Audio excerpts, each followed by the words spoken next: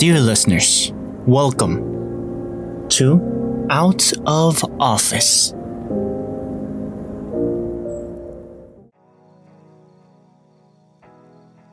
Welcome to, dear listeners, to, LTS Out of Office. What do you want to talk about today, Alan? Oh, and, special guest, the big man himself, Alan. Well, I appreciate the special guest, but it's just us two, bro. Mano a mano. Mano, the fantastic duo. Yes, sir. Yes, sir. Well, definitely, I appreciate this out of office recording that we did in order for us to test out, to be more precise, this new what's this system called, Marcos? Riverside.fm. Right, Riverside. So basically, this is our way of testing it out, and absolutely like figuring all this type of stuff out in order for us to be able to use it for future podcast recordings. I think that do you hear this when I'm talking? Yes. Let's as see, if it like you're knocking on the door. Yeah, that was me tapping on the mic. Let's see, can you give me a tap?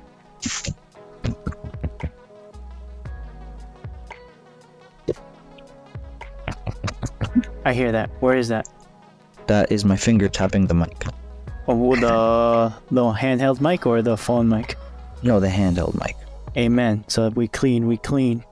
Yes, so hopefully our audio comes in nice, crisp, and clear. Yes, sir. What else? And I already know what microphone you're holding. We were talking that you're always holding, Yes. And this is the UI. How does it feel? This new UI versus what we've been recording with Clean Feed.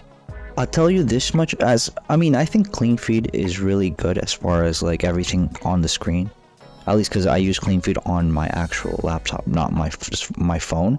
But because this one is on my phone, I guess I can compare it a little bit better, more so to when we record on Discord. And this one, to me, even though it's a little, I guess you can call it simpler, but I think simpler is a little bit better because you don't have to do too much and you can just toggle on and off certain things on it. But we'll check. We still have to test it out a little bit more and see if it's a good fit for us moving forward. Because life is giving us the opportunity to move around. So hopefully this app or this service is just as flexible, because Discord, no shade, is pretty good, but in the audio sense, it has limited. its limitations. Right. And this one has its, you're easier to use on the move. And still Which, not by the way, quality. I was going to ask you, obviously this is just a test run, I guess, but do you find yourself able to insert like music, like as a backdrop, or use the soundboard or anything like that, or is it just strictly just you, the mic, and hitting record basically? Right now it says there's a soundboard here, but I don't think you'll hear. Let me know if you hear this. Sure. There claps. No, I don't hear a thing.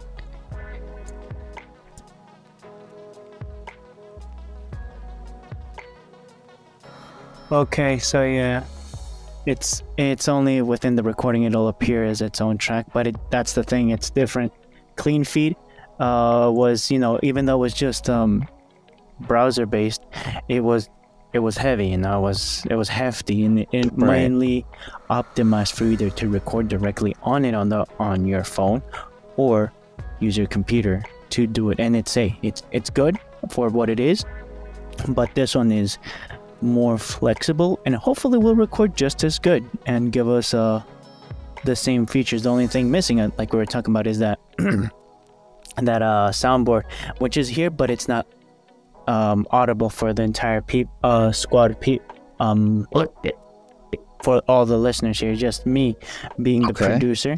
So which is, it is what it is, and hopefully I can hopefully help improve Riverside via their social medias or something like that. Okay, okay. So as far as like you being able to edit, and just I guess you can say gradually edit, or not edit, but like manipulate the levels on our voice and stuff like that, or being able to kind of um kill the noise. I guess that's around our surroundings.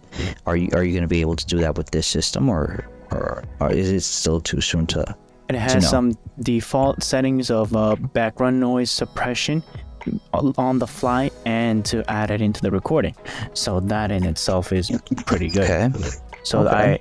I'm very happy about that. Yeah, sounds promising. Sounds really good. As far as mic quality, does having a better mic help or hurt us recording through the system? It helps. It's because it's gonna right now it's doing a double duty, right? It's doing something for us to you and I communicate over the internet, and also it gives us the ability to capture the highest quality that it can and upload it to the cloud, and me download it from there. So there is a big difference on clean feed. Clean feed, me being the host, I was responsible for having managing the downloads, all those things on the fly, and the browser would accumulate that data from all my guests and myself. But Riverside, it goes to the cloud, and from there I back it up. So right now, technically, your phone or your tablet or your computer, my computer, is recording it locally and uploading it at the same time, and simultaneously putting it on, giving us this ability to communicate or do a video, and that's exciting on its own. It sure is. That like you said, it sounds very promising. Where there's still some, I guess, kinks we need to work out to see how well it's going to work for us. But this being able to work on the fly and be a lot more flexible does sound really nice. So that's a plus, I guess you can give it, right? It doesn't hold us. It doesn't hold us restrained to the internet quality of whoever the guest might be, myself, the host. Right. For example, I can do this from my phone, hopefully, and have it all work from the phone, record on my phone locally, upload it to the cloud, and download all that. Oh, I see. Or that it sounds saves really nice. mine, and it pulls the guests in. Okay. That sounds awesome, bro. Yes. By the way, yes. Would you like to do a mid-credit commercial? Well, what do you have in mind? Now, I'm always down. I'm down. Well, what do you have in mind? I just wanted to plug our social media accounts, and for our listeners that haven't been able to hear our podcast, perhaps on Spotify, maybe we can entice you to go over to YouTube, because we're now uploading our podcast also on YouTube for those that maybe don't have Spotify, or don't use Spotify, or don't use Apple Podcasts or whatnot, or Google Podcasts. Maybe you'd like to go over to YouTube and listen to us there. That's another option that we have going on. And also a heads up, because going forward we'll periodically be uploading some LTS in Espanol for those people that right, that understand or speak Spanish, or want to hear us maybe some hot takes in Spanish with special guests. Obviously, we're gonna integrate that into part of the LTS family, and hopefully going forward for the rest of this 2023 year, you'll have both English and Spanish, so you have plenty to choose from. Hopefully, if you are a long-time listener, which we've only been recording for how long, Marcos? About a year and some change? 2 years? It doesn't. I mean, podcast it's at the mercy of whatever people want to listen to. So it's I think time frame 2 years, and we're gonna be rolling up on the 3rd year. Yes, sir. In May. March or in May. For our long-time listener, you're gonna eat well, both in English and Spanish. So that's basically what I wanted to plug. Our social media, our second channel that's in the works, that has already been established on Spotify, and obviously for YouTube, we'll have all the links for our separate things in the bio for our Instagram, Twitter, for YouTube, for Spotify, and anything else that we have. We'll definitely have it on our bios. We'll have it as other links on Spotify or what have you. So definitely take a second, check it out, interact with us, and we really would appreciate if you did that. And I think we usually mention this, and I'm mentioning it now. We do have polls, and we do have questions that if you like to participate in, definitely do. We would really appreciate it. Is there anything you would you like to add? Anything else, Marcos? What else? Give us a 5-star if you feel tempted in your heart, and give us a like on YouTube and a follow, and give us a comment to see what we can improve upon. Please and thank you. Yes, please and thank you. So yeah, that's basically our mid credit announcement. So Marcos, now that we are in I guess you could say the first quarter of the year, what are your thoughts about moving forward as far as food, travel, technology? I think in one of our latest episodes, regular episodes, we were talking with Josue about the new Samsung S23 Ultra. We did give a couple of our thoughts about it, and obviously I think that we basically gave our 2 cents about that phone in particular, and we know that the other manufacturers are going to come out with their take or their phones latest and greatest for either Apple or some other Android phone. Do you have anything in particular that you are excited to see coming out from other manufacturers? You already know maybe me. The Sony, Google or main, an Apple. personally. Oh, Google. Another Pixel. Okay. I've been hearing about the G2 and allegedly that they're coming out with a tablet, but this is hearsay. Right. I think they're even coming out with a watch, but nice. I hear that there's more coverage in Samsung with their watch with the Google UI for a smartwatch. So in that case, why not just stay with Samsung? And also the tablet department in Samsung has been calling to me. They've been getting pretty good. Okay. Yeah, I have heard about I guess you can say tablets and new phones that are going to come out this year. Yes. I want to say either spring of this year or fall of this year. But it is exciting. I think one of the exciting news I also heard was the new I guess upgrade or upgrade to DeX on Samsung's phones, where you can connect it to your monitor and you can use your phone as a computer. I guess not the most powerful computer, but definitely you can do things like word processing, Excel spreadsheets and stuff like that, perhaps PowerPoint, use a web browser, and everything is integrated into your phone. So this upgrade to their UI for DeX is a little bit apparently cleaner, smoother, and I think now it's going to be able to produce 4K on the monitor. So that's something like a mirror or a stream. Yeah, you basically are able to HDMI connect it right from your phone to the monitor, whether it be your TV monitor or your computer monitor. You can probably mirror it through Bluetooth, Wi-Fi, but I think the more the better connection or fidelity wise or a little more faithful would probably be through the Type-C to HDMI connection. So that might be something people that are going out and buying these phones might want to take this into consideration, because you might find it useful. Watching movies probably, right? Or playing your phone games on the big screen might be something that interests you. So I don't know, it's something to think about. Is there anything else that you wanted to add for that one? Well, it's for a while since I'm a Galaxy Samsung user, and I've had the Galaxy the Note 9 and now the S22. I think you can hear those in previous podcast episodes.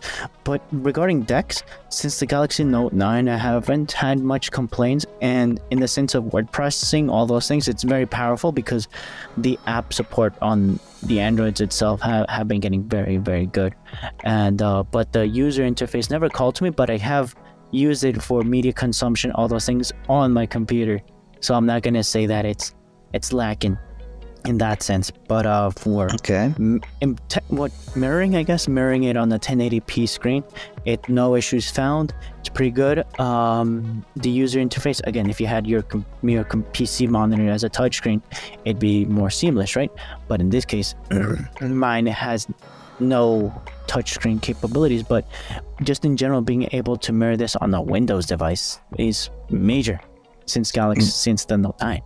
Definitely.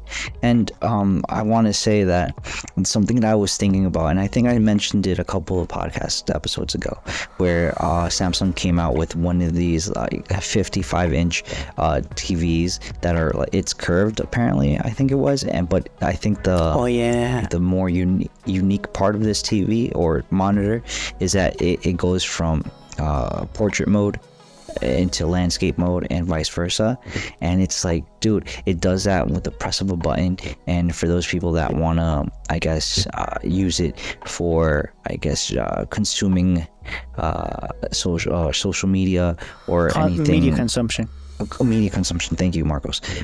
In a portrait mode, you're able to do it with this 55-inch screen or monitor. Jesus. And that's wild, bro. I think one of the first attempts, or not attempts, but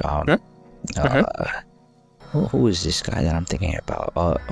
Lou from Lou Later, that was using it as a just to test drive it and review it. He was kind of like, dude, this is crazy awesome, super powerful. You can have 4 screens on the monitor. You can split screen it and stuff like that. You can do this, you can do that, and like, he really sold it well. I mean, for a person that perhaps isn't paid or sponsored by Samsung for everything, like, I thought he did a really good job selling it and giving you his honest thoughts, and obviously perhaps some of the, I guess, the cons to it, but mostly very solid piece of device. I think it's something that if I were to have the money to buy it, I would probably buy it and use it as part of the setup at my home. So that would probably be something I would want to get at some point if I had the money. But and trying to connect these two thoughts together, like being able to connect my phone to the monitor in order for me to, like, say on Instagram or use on it the big for screen. Yeah, definitely. Or say what's another I mean, I don't personally use TikTok, but obviously watch anime. Or you can watch anime, like, say you can connect it for say that you don't have and I don't know if the smart apps on Samsung have things like high dive on it or any other. Yes, they do. I can confirm that. They do have high dive. Is there anything they don't have, like maybe there must be some things that iPhone, I think, exclusive apps, I guess, but it's been anything that Google supports, I guess, because it's an Android at the end of the day. I remember trying to use then again, my TV's a lot older, but for its apps, there's certain things that I'm not able to use, or is it a smart TV? Yeah, the smart TV apps, they don't have certain apps that integrate or are downloadable on the smart TV apps for my particular TV. But then again, it's an older model. But it's Android, man. It's Android. That's a good observation. I think one of the issues is that not every TV, or depending on the year, not every TV has the I want to say, it's not the certification, it's it's the permission, I think, granted by certain companies to be able to have that app on its particular system. And newer models tend to have them, and the older models tend to not have them. And to try to renew that contract to get those updates for that particular app, just simply don't do it anymore, because it costs money for them to do it. Supported, if you will. Yeah. Right. So in order for them to kind of like skimp on doing it, they just pay for that certification or that permission for the newer models for TVs and stuff like that. So I'm guessing that's one of the reasons why it doesn't show up on my apps, my smart TV. Is that apps. like part of the planned obsolescence? I'm pretty sure that's what it is, bro. I'm pretty sure, just because it makes more sense for them, for any manufacturer, whether it be Samsung or Sony or Vizio or whoever it is, right? For them to actually sell TVs to you that maybe your TV is 5 years old and it works perfectly well, and they're like, yeah, but you know, the smart TV apps doesn't, you know, the Play Store for that particular TV doesn't, you know, have XYZ apps. So if you're looking to, you know, have this app, you need to physically buy a new TV. There's or no, you can jailbreak it, but that's a whole other can of worms. Then you kind of like lose, you kind of risk, you kind of risk doing some irreversible damage to your TV or whatever. You can void warranties digitally nowadays by doing that. True. So yeah, so like again, I think those are things to take in consideration. And yeah, but I don't know, Marcos, besides TVs, tablets, smartwatches, and phones, is there anything new or exciting that you have been wanting to test, as far as like electronics, or has anything else piqued your interest in the technology world? What has been catching my eye, if you will? Yes, sir. Remember the short throw TV thing? What projector? There you go. That's what I was doing. Yeah, you were telling me that you wanted to get one for your home. I was doing some research because, you know, for at least 2 years, we've been just, you know, no TV usage, like big screen. We've only had our phones, and we invested on having, you know, optimal phones. Like no one in the household has anything below a 1080p 60 fps screen, so on them. So that's we went on that side, and I have no complaints. But at sometimes they're like, oh, want to watch this, and there's something to be said about being huddled together, watching stuff over the phone, consuming content, you know. But there's like something that I'd like to have, like, okay, everyone, let's just sit over here in the living room table and watch a movie on like the TV, like, you know, classic style. And I don't want to have either. There were two solutions in my head. One, get a big screen TV, a super thin TV that you just see, you know, put it on the TV on the wall, 4K, yada yada yada yada, you know. And the other one that came to my mind is, why not have it more portable? We can put it in the room, we can put it in the living room, wherever we want. We can have a TV or a movie theater. And that I did research on projectors. Turns out that there's short throw projectors which sit like 4 inches away from the wall, and they're like 100 inches and at 4K. I'm like, oh Lord, but they're a pretty penny, if you will. And right, I'm like, mad expensive. I'm like, it's like 100-inch monitor, and at 60 FPS, full. What's this? 4K resolution. Yeah, the thing, 10 plus. The what is this? The things on Windows that says ADR plus or HDR plus or something like HDR. that. Yeah. Okay. HDR, and all those things. I'm like, yeah, that sounds on point, but that's like a top latest of the year, top of the model projector, easily $4,000.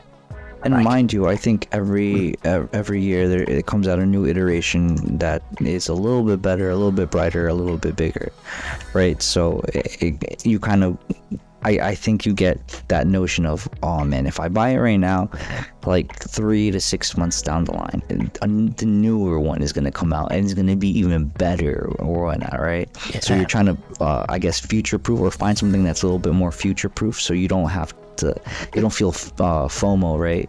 When missing out? Not really. Yeah. FOMO doesn't hit me that way. What hits me that way is like I invested in my own personal entertainment, and I know I could get something. If I knew that something was coming out that could give me a better experience, then yeah. Like my point, for electronics recently is I've matured, if you will, if you can call it maturing. It's that I want to spend on the electronics. I know that the concept of planned obsolescence is a thing, so why not have the top of the line for the best consumption of content or production of content, like right now that we're doing right now, and it'll satisfy my wants and my needs for the foreseeable future until I can pay it off, at least, but that's just debt, if you will. Am I willing to jump into debt for this material, for this device? May that be clothing, may that be a laptop, may that be this microphone that I'm talking to. And my mindset is what's good debt and what's bad debt, what I consider good and bad debt in my mind. Obviously there's a standard, right? There has to be a standard for building personal wealth, what good debt and bad debt is, right, Alan? Yeah, definitely. And again, this is all perspective, right? So, amen. Yes. Yeah, so, but also taking into consideration that making a distinction between what is an investment and what is debt, right? So, yes, sir. To your point, bad debt is you using a credit card, buying clothes that maybe you're not going to use all of it, right? Or maybe you're going to wear it once, like a pair of shoes that cost you like $150, $200. You only wear it one or twice, and you kind of forget about them, or whatever the case is, right? That's yes, sir. That's bad debt, right? And you're putting yourself into debt to buy things that you don't need, to impress people that you don't care about, and they don't care about you. You're not even impressing yourself at the end. That you're done using them, and like, I don't want them anymore. Right. Like, that's just bad. Exactly. So, and then there's other ones where perhaps you are getting into debt, like say, real estate. Yeah, that's, I guess, on a bigger scale, right? So, like, say if you buy, you're gonna buy a kitchen knife, as an example, right? Yes.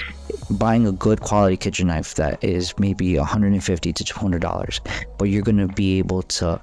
It's gonna be able to pay for itself because you constantly use it. When you are in the kitchen and you have to cut up, chop up, slice up certain things or ingredients or vegetables, you're gonna use that great quality knife, and it's gonna last you a lot longer, so it pays for itself. That's an actual good investment, right? You're not spending on buying out. You're actually using it at home and for your exactly use. And you get more than one use out of it, and you potentially might get years of use out of it if it's a good quality, in this case a kitchen knife. Where to your point also, if you're gonna buy certain real estate, right, there's certain real estate that it's a great investment, right? Maybe you get a property that's by the water. There's not gonna be any other by the water properties, so in some sense you can create more of those type of scenarios or properties alongside the water. That's a good investment, because now whoever wants to rent that place from you, you're able to rent it, and you're able to capitalize, charge the price for it, and you'll be able to collect or at least pay for the mortgage if you have a mortgage on that home, and it doesn't come out completely out of your pocket or at all. So I mean, there's those two big differences, right? Where maybe a car is bad debt because you're putting yourself into debt, and perhaps that car isn't something you can't afford, and perhaps it's not even paying for itself because it's just a car to take you from point A to point B, but that point A and point B isn't producing anything for you. So perhaps like if it were to take you to work, then that makes a lot more sense. But it's just if it's just for you to go around and like buying waste time, waste money. a Bugatti. Right. I mean, there's a time and place for that, and I guess you have to be a multi-millionaire in order for it to perhaps make it make sense, right? But if you're a person that is living paycheck to paycheck and you're eating ramen noodles and you have a Bugatti, you kind of have to reassess that situation. What color is your Bugatti? And then with these gas prices, yeah, dude. Yeah, I mean, again, even if it were an electric car, if it doesn't make sense, it doesn't make sense on paper. Yes, crunching the numbers, right? So it still wouldn't make sense. But yeah, I mean, if you're gonna get something of high quality, that you're gonna be able to get more than one use out of it, and it potentially is gonna pay for itself, because of how good quality it is and because of its utility. Then what's it its makes value? sense. Its ability to grow in value. Right. What's that word for it? Oh, it brings value to you, right? So that makes sense. Again, my whole thing is like a kitchen knife, perhaps the pots and pans you use to cook if you're a person that cooks. And again, not to kind of poo-poo shoes, right? Because that was the initial, I guess. Off the top of your head, you're not throwing shade at no one over here. No. Yeah, and it's not to poo-poo shoes, or like if that's not a good investment, because you're investing on something that takes you literally. If you're a person that's able to walk, you should buy really comfortable shoes that are gonna potentially last you a fair amount of time, a long time, because those shoes are going to take you from point A to point B. You walk for the most part to places, so even if it's from your home to your car, but you're still walking. So investing in a good pair of sneakers, or a good pair of dress shoes, or a good pair of shoes that are going to be your workhorses, though it's a good idea to invest in something that not only will last long but is comfortable. So again, not to poo-poo shoes, it's just that if you're going to buy some super ultra exclusive sneakers that it's a one of one or a one of 10 shoes, and they're more like art pieces and they're super uncomfortable, then it makes no sense for you to spend $1,000 unless that's your business and you're going to resell them and try to make money from it. That's the only reason I would say that makes sense. Get what I'm saying? Amen, brother. There's again, there's one time that we were talking to the listeners. We talk unexpectedly, Alan, Josue, and I. Like sometimes we talk off and we go off, and I'm like, we should have recorded this because it's really good. Like I wish like I could share these thoughts, if you will, between the listeners and us and the listeners. An example: we stayed until like 2 or 3 in the morning a week ago or 2. And we're talking about the thing about perceived value, like shoes. There's like an ongoing market of people finding what's the next big thing. That's their bread and butter, to find what's going to go up in value. And I'm like, I was talking it out with Alan, like, isn't that like technically like a scam? I was like, no, I mean, can you please elaborate to the listeners what you were talking, so I'm not just coming off as crazy over here? I don't remember like 100%. Can you refresh my memory what that was exactly? An example of Pokemon cards.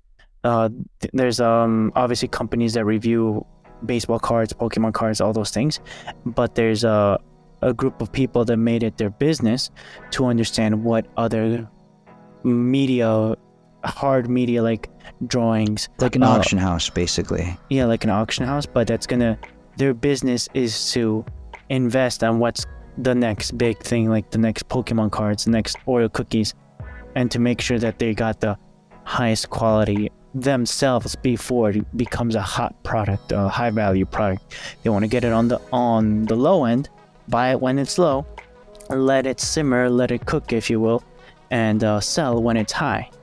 But at the same time, and they use whatever revenue they get with that to do research to find what's the next thing.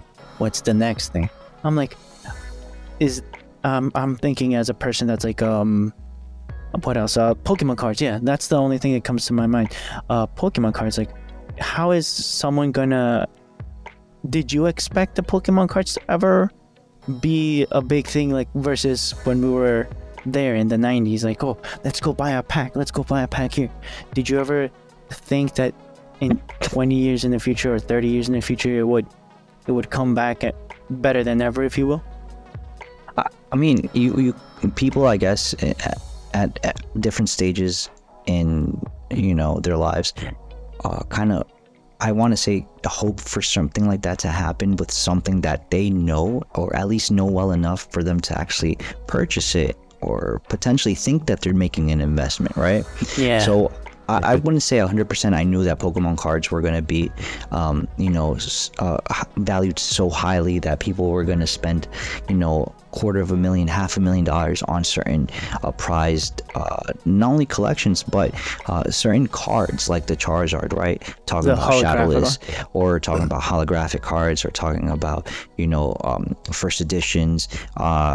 They take these certain cards and they get them appraised, right? At an appraiser, and get them, you know, PSA, you know, 10s or 9.5s or whatever the case is, right? Getting them appraised to give it that extra authenticity, yes, for how much that particular card cost, due to the fact that it's basically not perhaps a one-on-one, but it's one of a few that are at that grade, and people will fetch, or that particular card will fetch a high price. Now, people hope and wish for these things to happen, and I guess you can put this on, like, on a scale, right? What happened to Pokemon cards was something that's unique, global. Very unique, where things like TY Beanie Babies, which was a big craze back, maybe not the same time, early but 2000s? around the vicinity of, I think it was like late 90s, where the craze of TY Beanie Babies came around, and people really thought that it's the end all be all. You know, you should buy, get the limited editions, get the really scarce ones, and people really thought that they were going to fetch a high price down the line in a couple of years, maybe 10, 15 years in the future.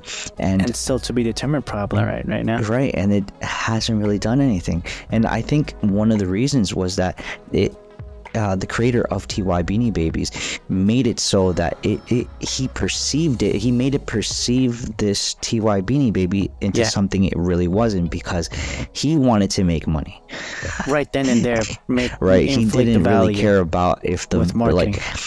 He didn't really care if that particular Beanie Baby was going to be of any if it was going to cost or be valuable in any way of significance in the future. So he kind of pulled the wool over people's eyes with making it, or having it a perceived value in the future, which in reality it never did and never will, unless something happens and, you know, it does become, you know, but who's to say, right? That's as far the as I know, they're saying, though. right? That's as far as business. I know, a lot of the Beanie Babies were overproduced, and because scarcity wasn't there, the scarcity wasn't there. It's more likely that nothing will come of TY Beanie Babies, where imagine us Pokemon like in 10 cards, years eating those words, you and I, like, goddamn. Well, hey, bro, if, again, people hope and wish for those particular things to come back into vogue or back into popularity, and people start talking about it, and because one of the major reasons why Pokemon caught fire was because something viral happened. What happened? A person named Logan Paul got this craze to buy his childhood, aka, or in essence, Pokemon cards, and he was willing to go to one of the biggest collectors known in the United States that had very, like, rare PSA graded cards, and bought I think it was Charizard from him. I don't quite remember the amount, but that kind of created that craze, that initial spark for people to hop on that train to talk about in a crazy fashion, right? Viral fashion. Look at Mr. Paul over here buying, you know, let's go, let's go. So everybody and their grandmother went and tried to, you know, go to the garages, go to the attic, to try to look up the Pokemon cards they used to have, thinking they were gonna fall into the money. And a lot of people did. A lot of people found the treasure that they were looking for. And, were these adults like in our age, in their 30s, or was people these children? that are, people that are our contemporaries, and even some adults that basically I remember started. my sound having this. Well, some parents kind of fell into collecting these things because their kids fell in love with it. But once their kids grew up and kind of fell out of love and didn't want to do anything with it and pursued their other, I guess, wants and needs besides Pokemon cards, the parents kind of got stuck with, having all these things, and some of them, not all of them, but quite a few, continued with their collecting and going about looking for rare cards or collections, or just sold them storing them away. Or storing them away, or putting them in their safe, and or in their garage or their attic, and thought nothing of it. And then I want to say 15-20 years later, a certain somebody like a Logan Paul came around, influential individual, and sparked that fire, and people were like on it. Oh my goodness. And imagine, this is around the time that this is like maybe a year before or the pandemic, right? And the whole craze of Wall Street bets, and GameStop. Yes, sir. Right. And so a lot of people were trying to figure out what they could do, what they could get their hands on to try to flip $1 and make that dollar into $1 million. That's basically what happened. They were trying to catch a windfall and get oodles and oodles of cash with very little upfront, right, of investment or anything of that nature. So that's something that happened, and we fast forward 2 or 3 years now, and this is where we're at, and people are looking again for the next big thing. The sneakerhead culture is also very prevalent. A lot of people still do that. Baseball cards, basketball cards, any type of collector card has gone through that. Certain comic books have also gone through that. Certain cars, certain watches have gone through that.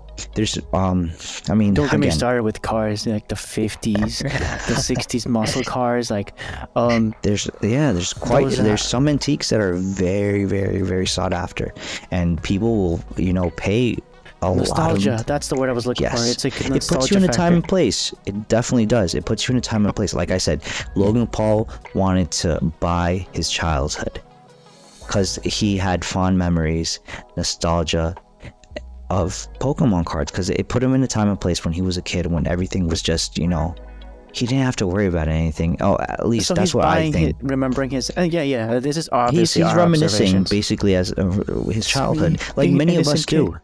Yeah, us as kids, we didn't have to pay bills, we didn't have to go to work, so he was trying to kind of, exactly.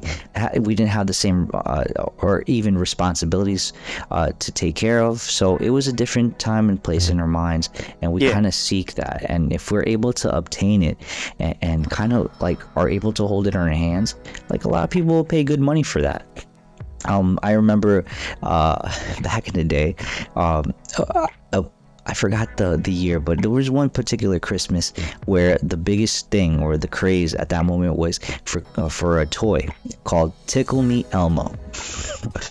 Oh my god! And people were going crazy over this Tickle Me Elmo, and every store that you would go to, they were sold out. Yes, they were either sold out, or people were literally fighting over a Tickle Me Elmo plushie that kind of sang or danced, whatever the case was, and every kid wanted one apparently. I don't know, but that was a craze. But again, or the PS3, forward, remember that one? Go to eBay and look for Tickle Me Elmo. I bet you can. People are trying to get rid of them. Like, I'll tell you right now. Yeah, so you can definitely search that up. But again, like other things that come into like prevalence that are highly collectible to a certain degree for certain people, and there's certain categories, right? Like things like whiskey or tequila. Well, the music The big Or 70s one? The turntables? I don't know. Maybe, yeah, maybe certain vinyls. Maybe Vinyls. certain, There we go, yeah, yeah. maybe certain vinyls are very collectible.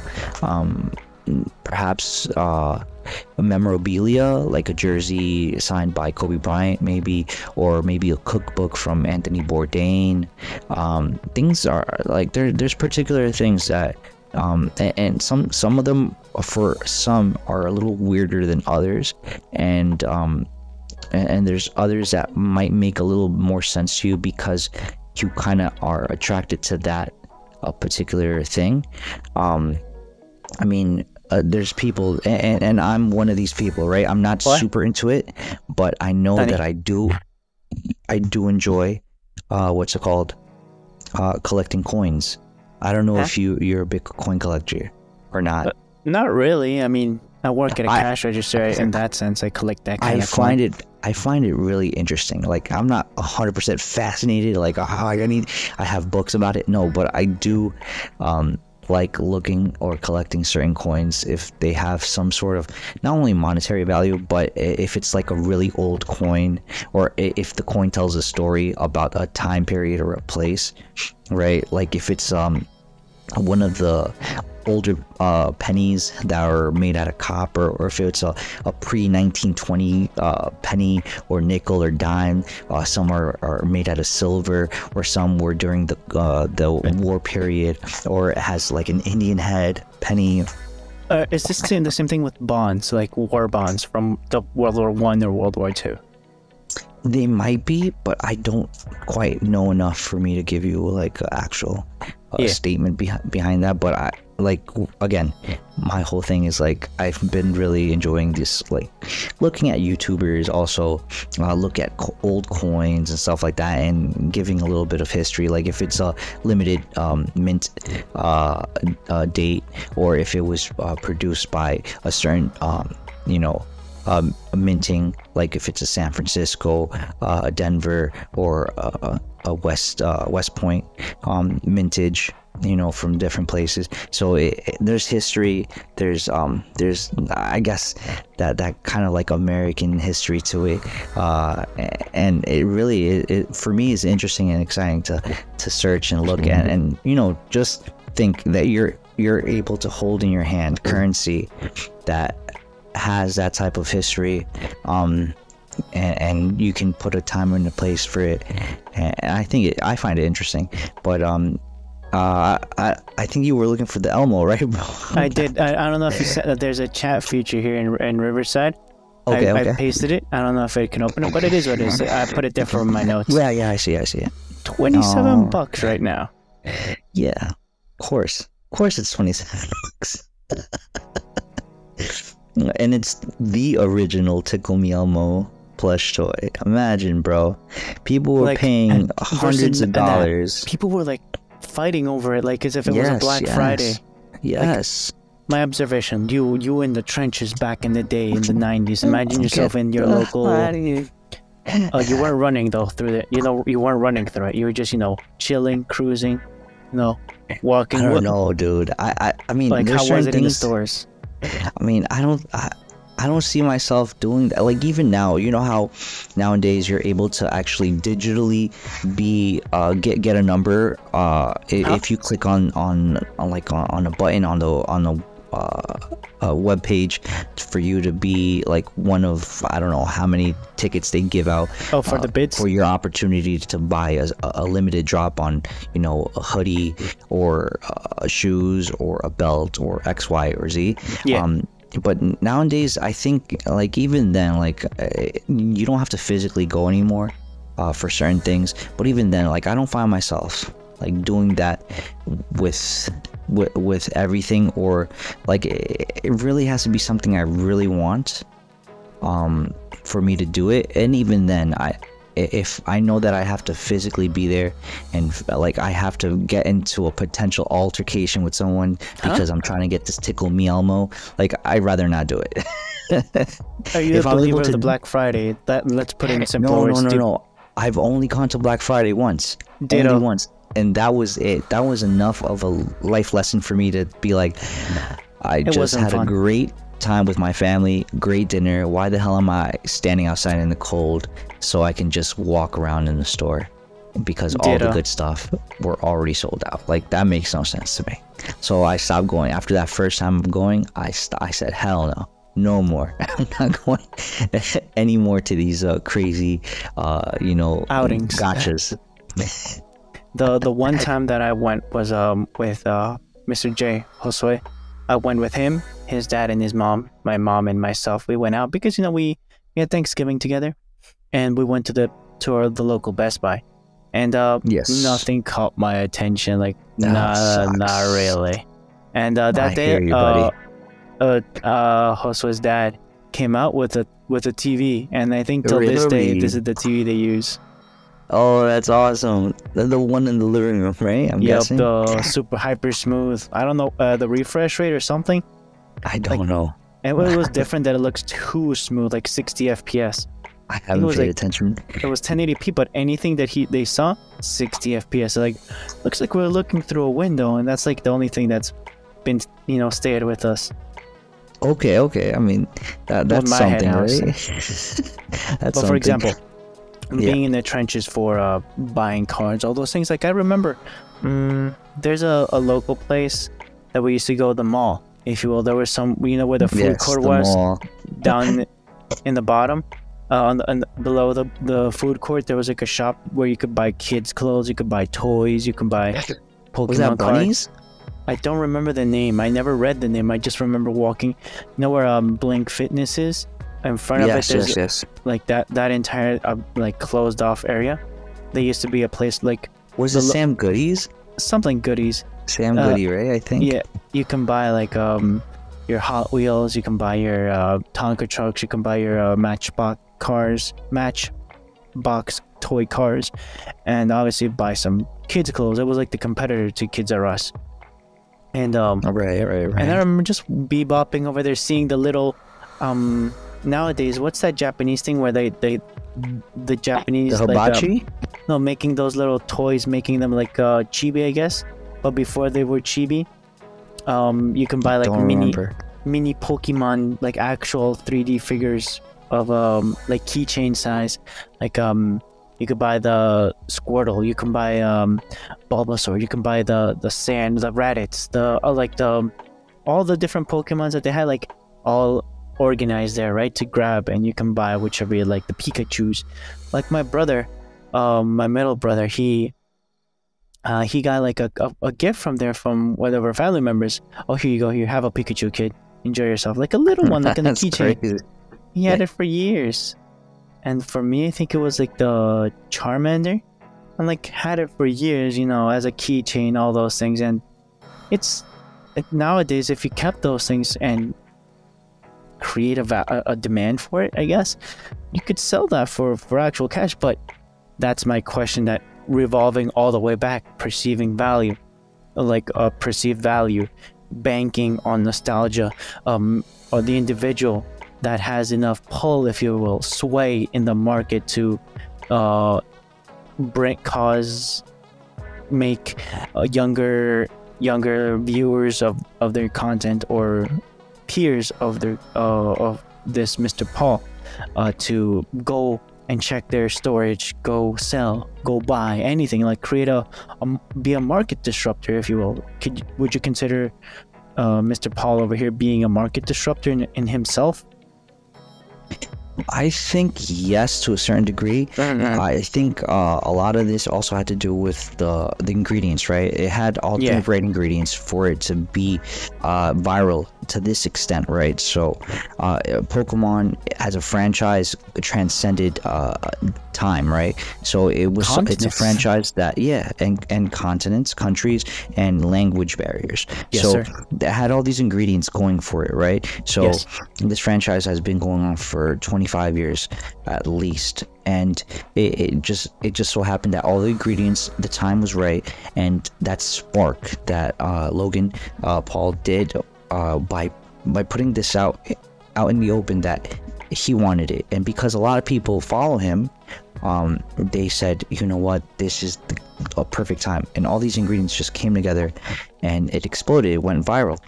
even And I people think that don't follow him started, getting into the right, and then demand. there's people that don't follow him that really enjoyed or really like Pokemon or have been collecting Pokemon before it was even cool, right? Yeah. Or even expensive, and said, well, I have it, people want it, all right, so it kind of double, triple, quadrupled accordingly, based on the demand that there was for that particular item, whether it be card, memorabilia, or whatever other things that had to do with that franchise. And I think like that, there's other things that have those types of ingredients that at some point they're going to come together and they're going to be that explosion. Maybe it might not be Logan this time, it might be some other influencer, it might be just a random group of people that are influential that push for this virality of a certain item. It might be whiskey next time, it might be cars, it might be shoes, it might Cars be is always, yeah, or maybe a different type of franchise of something else. But it's something that, people kind of look around asking themselves what it could be, what it potentially could be. And I'm one of them. Yes, sir. Yeah, and they want to probably take the opportunity, if they're able to try to buy it or something that's linked to it, at least. Maybe it's a first edition book of chess, I don't know, or a certain cookbook, I don't know. An example. Yes. Right now, I want to say a market disruptor or someone that's being influential in the social medias. An example is I don't want to say that it's, I don't know what content just content production, and could potentially be one of the ingredients, like we're talking about with Mr. Paul over here. Is I don't know if you've heard about this guy called Andrew Tate. Have you heard about this individual? Yes. Top G. Yeah, recently I was, ribbing, saying, like people that we don't have a Bugatti, right? Here, that's one of his lines. What's the color of your Bugatti? And recently, he got his Bugatti taken from the country that he lives in. I think he's in the U.S. or outside of the U.S. He lives in Romania. No clue. And that's how little I'm in personally Really? interested. Okay. But the thing on social media that tripped was like, he got his $4.8 million Bugatti repoed, if you will. I'm like, damn. And I remember the memes, like, what color's your car? What color's your top of the line car? Like, and now he's like, he was also kicked off all social medias too. So the way that his content got distributed was by second party content creators. So his formula in general was to teach, if you will, a younger generation of how to do affiliate marketing, if you will, to make money indirectly. And there's other drama that I'm not aware of, but what really caught me is the thing with him losing his car. Like, what color's your Bugatti? How do you measure your value, your success in life, if you don't got an expensive car next to you? So that, with that rule of him in my mind, how is it going? Good sir.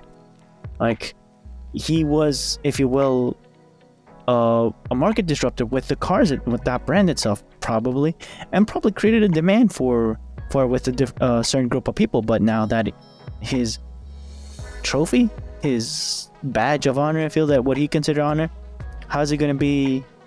Are people gonna buy more Bugatti? Are people gonna buy less Bugatti? Do you think Bugatti will be affected at all with this?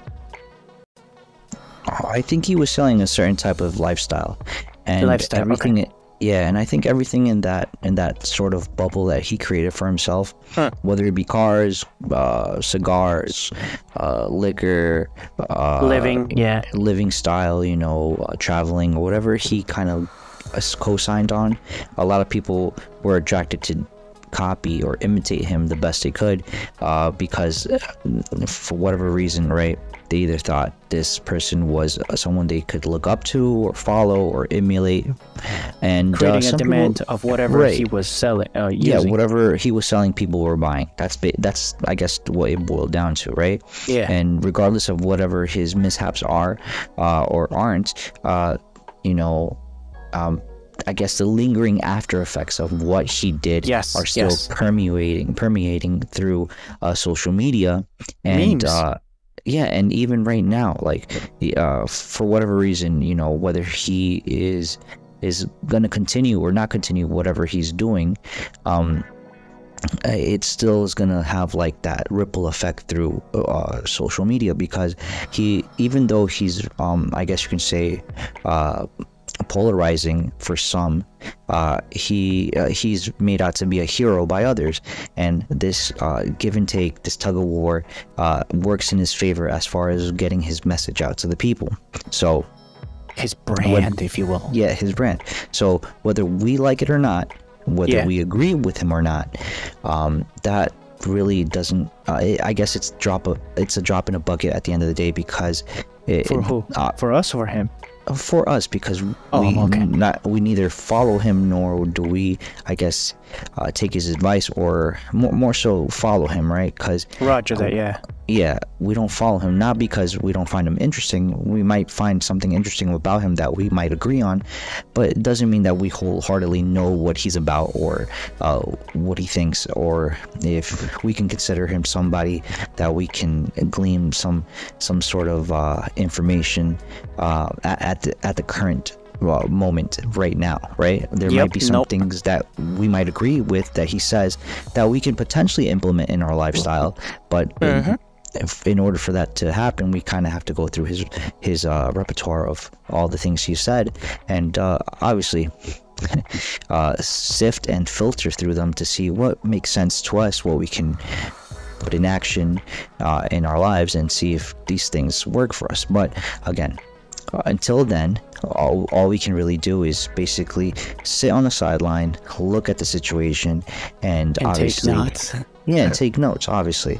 And again, me personally, I'm not a 100% follower of what he does or what he says. A lot of what he does and what he says, I don't know about, because I don't follow him particularly, right? I know of him because people that I do follow have mentioned him before, and even have had sit down talks with him, and from what I could gather from certain things that he has said, it seems like very common sense things he says that he might not say in a way that a lot of people might agree with, in the tone of voice perhaps, or the delivery he does it, but it doesn't change the fact that certain things that he says are true. But again, I'm not a big, follower, or a big, I guess you could say, fan of him particularly, but certain things that he does say sound very common sense to me. But again, it's not like I would say, oh yeah, no, I that's my ride or die buddy. His word is final, is gospel. There you go. Yeah, yeah. It's not like your ride or die. Yeah, that's not something I'm gonna, like I said before, ride or die with him, right? But again, a lot of the things I have heard about of his what he says or what he thinks, it sounds very common sense to me. Not everything, but again, filter, sift, and see, eat the meat, spit out the bones, right? So that's my take on, or my approach on him. Yeah, exactly. And I don't know, again, the Bugatti thing kind of, it goes over my head a little bit. The running joke, if you will. Yeah, I don't. There's certain jokes that I don't get, because obviously I'm not top G like he is, and other things that he speaks about, like taking personal responsibility of your own actions. That's something I can agree with. That's common sense to me. But again, there's certain things that people will not agree with, and certain things that people will agree and will not agree with, and that's just something that people brother. That's something that people are going to have to take into consideration, or think about when they listen to people and things that you hear on the internet, right? So like Super W and I, right? Exactly. Which is very interesting, Sour Dub, right? It is what it is, but no. But I think it's funny that even you mentioning that, it's like I feel like I triggered you. And taking the concept, right, or the person that Andrew J is, it kind of transcends also, like a Pokemon, right? Maybe not time yet, but as far as like that ripple effect, that influence that it has The gone. generation that influenced them. Yeah, it's gone through. It's gonna get them it's gone nostalgia. to other countries, and it kind of transcended language barriers, because it does get translated in a lot of these concepts, or or air quotes, right? Life advice that he gives, it does sound like common sense to a lot of people, and Yes, even sir. if you speak a different language but they translate it for you, it sounds like basic common knowledge, and it sounds like very solid advice, and people will be like, huh, this guy, I don't know him. This guy, I don't know him. I don't even know what language he's speaking, but hey, this guy makes sense. These subtitles make sense. This is common sense. Why are top people G. disagreeing with this guy? That makes no sense to me, right? So Yes. even though it might seem polarizing for some, for others it sounds like a whole bunch of truth, and people get riled up about it, because it's like, why are they trying to silence this man saying the truth, right? And again, Another example that comes to my Yes. mind. What's the name of that TV show where the car, they were being chased by the sheriff, and you know that super muscle car that would go through the houses because they're like the V8. are you talking about Fast and the Furious? No, like in the town, small town that they were always moving hooch around. There were two guys. Breaking and they Bad? were, no, I forgot the name of the group. The A-Team? Dukes of Dukes of Oh, Hazzard. the Dukes of Hazzard. Oh, you talking about throwback, bruh? Yeah, I'm like, I feel like this is like the Andrew Tate is like the content of its generation, of its era. Like Maybe. not only see like, oh, I look back in, you know, people that follow Dukes of Hazzard. I saw Okay. the movie, and then, like the most recent movie with Jessica Simpson when she wasn't in her prime, if you will. Right. But the thing that I'm trying to pull is that some people saw the TV show back in the day, and they were like, they would go to the equivalent of Comic Cons for TV shows in the early 80s, late 90s, Right. and they were seen as superstars, you know, because of people's nostalgia. true. Like, so I can't wait until like 20 or 30 years when people that were watching social media now and witnessed by secondhand, third hand with memes and all those things saying, oh, is that Mr. Tate over there? Can I get a signature, my guy? You know, I remember you with what colors? Hey, what color's your Bugatti? You know what I mean? Like giving quippets lines in, you know, the Mr. Tate running be. a business in 30 Yeah, years. it definitely could be. It could be something like that, because like Stan Lee now kind that, of guy. yeah, now that you mention it, I don't know if you remember at all, the Adventures of Hercules with Kevin Sorbo, or Yes, sir. Xena with Lucy Xena. Lawless, I think her name was. Yeah, so Lucy And- Lawless, something like that. I think that's her name, Lucy Lawless, right? Or her Yeah. actor, or That her name artistic though, it Yeah, was Xena, the Amazonian princess, I thought I was the warrior princess. warrior princess. Sorry. No, you're good, bro. Again, And her I could be sidekick. totally wrong. Yeah, and the sidekick, I forgot her name. Both they were both blonde. You noticed that, right? The both sidekicks for Hercules and for Xena. Yeah, and like, those are like certain, I guess you could say, actors and actresses that are very like kind of like in your memory, because they were so iconic for that era of TV shows and stuff like that. And like another person I mentioned in that same, I guess, group would be Bruce Campbell. I think he's another actor that was the movie very series. very iconic. Huh? What's it? Living Dead or something like that? Evil Dead. I forgot. I want to say one of the ones where I thought like, and it's a newer, I guess, newer Like a horror movie comparatively thing. to his Yeah. his other stuff was Bird Notice. So he was in Miami. He was an Okay, yeah. ex Marine, I think it was, like super special Okay. ops. Yeah. He was a retired operative, and he helps like a Burn spy by the name of Michael Weston, and they Okay. were all They were like the set is the place is set in Miami, and there's like different situations that go on where, you know, Or Dexter. I haven't seen Dexter. I've heard good things, but again, this show I remember in a good way, because Bruce Campbell to me is a really good actor, and I think that he's done good work or good acting gigs in other, like in the past, and this I think he was really good in as well. And it's just something I mentioned that I really remember, like a Hercules, like a Xena, right? So it kind of puts a Like time an Andrew and a place. Tate. Right. Exactly. It's a personality that you kind of think and say, oh, yes, that guy, that person right there, yes.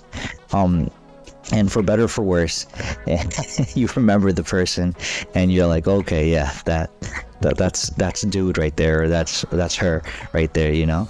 That's what I'm saying. Like, I can't wait until they go to conventions and sell themselves as a thing. Like the guy that did Breaking Bad, and I don't Malcolm in the remember his Middle. name. He would cosplay as himself or as a guy in the hazmat suit and go Wasn't around the the guy convention. from Malcolm in the Middle, I guess the main character didn't, I think his name is Frankie Nunez, right? Yeah. What happened? The kid, Malcolm. Yeah, so I think he became, I think not too long ago, maybe a couple weeks ago or a month ago, I kind of vaguely remember reading that he became a NASCAR driver, a professional NASCAR driver. Jesus.